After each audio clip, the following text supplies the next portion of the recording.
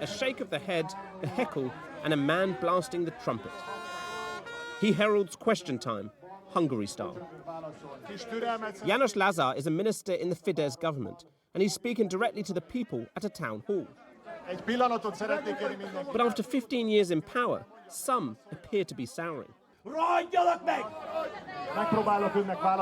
why did you come here, to hear the minister? Kíváncsi voltam, ennyi, hogy mit bírnak még hazudni.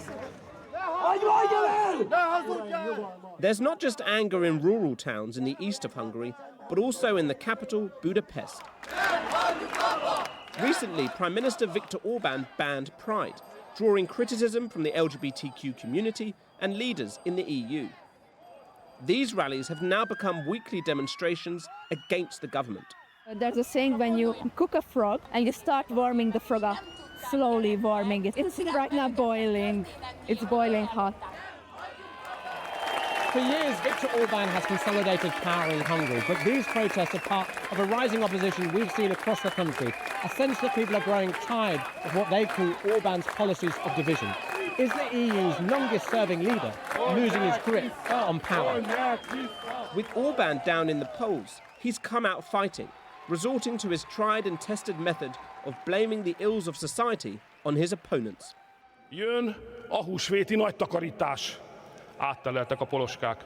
Felszámoljuk a pénzügyi gépezetet, amely korrupt dollárokból vásárolt meg politikusokat, bírókat, újságírókat, álcivil szervezeteket és politikai aktivistákat. Felszámoljuk az egész árnyékhadsereget. And this, according to the government, is that shadow army. Átlátszó is an independent media group. With Orban labelling them unpatriotic stink bugs, he's introduced a new law that could shut them down simply because they receive some funding from abroad.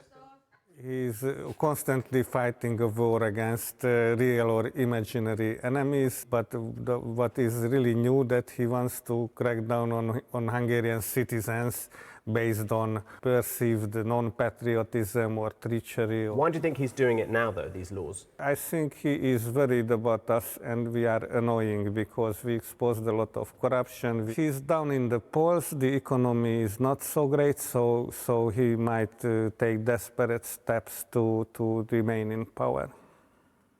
And what would that mean for you if this law was passed? For Átlátszó, it would mean that most probably we go out of business. And it's not just the media under attack from Orban. We travel to Debrecen in the Far East, a conservative city, but with a liberal island right in the centre. So just tell me a bit about this place. Aggie shows us around this community space, which houses everything from a bicycle repair shop to women cooking food for those in need. Have things got worse in terms of more people needing the food? Rosszabb lett az elmúlt 5 évben a helyzet szerintetek? Sokkal több a rászorulós, többen állnak be a sorba, tudod. Több a gyerek. És elégedetlenek, közben pedig dicsőítik Orbán Viktort. So they don't blame him for the bad economy? No. So who do they blame? A háborút. The war? Igen. The war? A melegeket. The LGBTQ? Igen. A migránsokat. And this place is another stink bug under threat by the new law. We have seen ourselves as a targeted enemy before. So we are definitely on the list. Of course, we won't give up, so we want to save this space. Inside, I meet Boggy, who's been marching against the Pride ban for weeks. It's definitely less safe, but as like a lesbian, you can kind of like keep it down low. I don't really talk about it. You know, there's a thing like there's no rest for the wicked. There's no rest for the gays now, but we are definitely not wicked. Do you have any hope at the moment about things changing in Hungary, things getting better? Only if there's like a government change.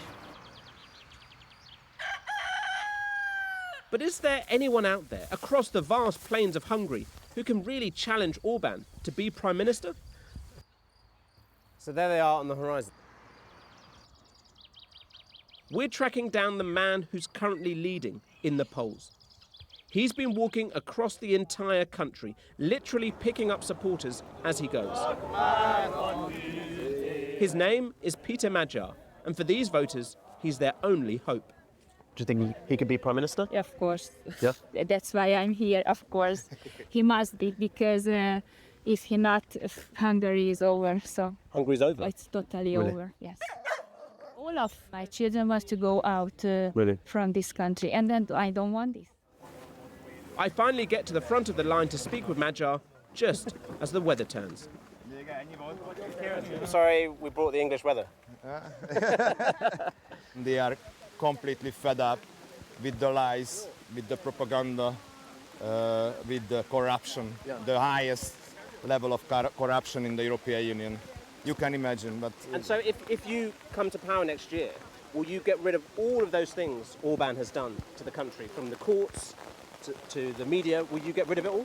Not all of them. We will keep the good decisions, of course. What were the good decisions? The family policy, the tax policy, the fence at the southern border of Hungary against illegal migration. Some people want you to be a sort of a liberal sort of person against him. Are you still a bit more of a conservative then, if you want to keep some of his policies? I think it's not important, my personal stance or my personal feelings. And I don't care about the ideologies. We don't have time, we don't have enough energy to speak about ideological questions. This downpour is a sign of things to come, as Orban's government prepares to throw everything they can at Magyar, their number one stink bug. Hogy idegen érdekeket képviselni Magyarországon a politikában nem szabad és nem lehet. Ez a legfontosabb. We're back at the public question time with János Lázár, the government minister. Ez élő bizonyítéka annak, hogy Magyarországon, Miskolcon, itt a sűrűjében igenis demokrácia van. Orban has been Prime Minister for 15 years. Yes. Do you want him to carry on being Prime Minister? It's a difficult question. Look at the others who want to be Prime Minister. I have to say that he is our best opportunity for now. After 3 long hours of voter outreach, it's finally our turn. From Channel 4 News. Good evening. How are you? A little bit difficult today. You said when you were speaking to the people that the other side are the ones who heckle and try and divide. But Mr. Orban always talks about stink bugs. He always finds scapegoats. Ukraine, the EU, gay people.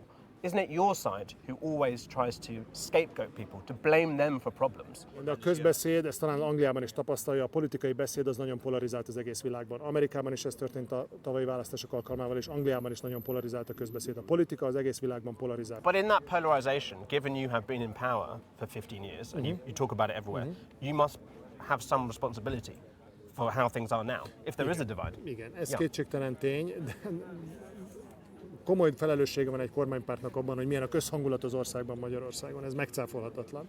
De egy nagyon erős választási kampány lesz, és nagyon erős beszédek lesznek Magyarországon a következő 10 hónapban.